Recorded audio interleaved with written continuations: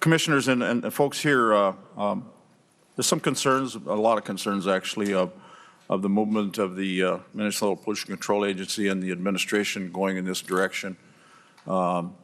Especially being, certainly one of the issues is Minnesota is kind of a standalone.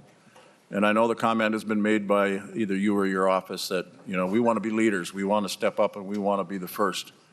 But along with that is going to come some issues. North Dakota, South Dakota, Iowa, and Wisconsin have, as far as I know, and maybe you can give us a little more information, have not decided to do this, follow the emission control of what they have set out there in California. The first issue that we're trying to address is greenhouse gas emissions. We know that they cause climate change, and we need immediate greenhouse gas reductions to get us back on track to the goal that was set in 2007 by the legislature and under Governor Tim Pawlenty's leadership, which was 80% reduction in greenhouse gases by 2050. We know that air pollution from vehicles is a problem that we need to address here in Minnesota. Other tailpipe pollution contributes to ground level ozones. We had a recent report that we did with the Department of Health that said that found that air pollution contributed to roughly 2,000 to 4,000 deaths in Minnesota in 2013. I want to make clear about what Minnesota Clean Cars is not. You don't have to give up your new vehicle, or you don't have to give up your current vehicle or buy a new car.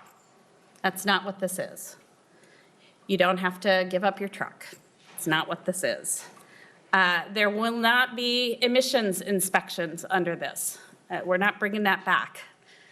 It does not require Minnesotans to purchase an electric vehicle. And as I said, Minnesotans will still be able to purchase their pickup trucks and SUVs. And it's intended to encourage manufacturers to increase EV numbers and options here in Minnesota. It does not require anyone to purchase an EV. Are we just window dressing here for comments, or are you really going to take our comments to heart in what's happening out in greater Minnesota and take that time? Or is this your timeline and we're going to be finished and done by December 22nd, whether we like it or not? Because this is really circumventing the state of Minnesota, its citizens, and the legislature. And so I think this process, you've laid it out, this is what you're going to do, and it's one governor and one commission and not one Minnesota. I don't want to, on May 19th, drop this rule, which certainly we could. But that is not my interest. My interest is for you to see it. Let's have a dialogue. Let's see how we've come up with this. Commissioner, you'd have a lot less anxiety around this table if we were talking about what the tax committee normally talks about here. And the tax committee talks about what is it that we can do to incent people's behavior, to get people to do things. And it does seem like if as a state or as a society, we want to incent people to use more electric vehicles, the tax committee is the place to do that and create some kind of incentive so that we create a market because people are going to want to buy them.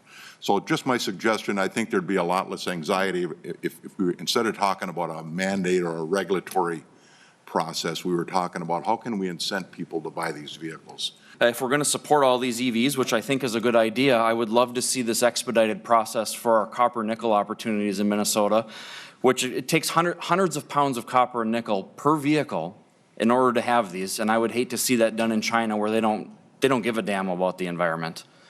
We need to do this in a better way, and we can do this better here. So I would love to see your support, your agency's support going forward for these copper nickel projects so we can do it properly and have these EVs here.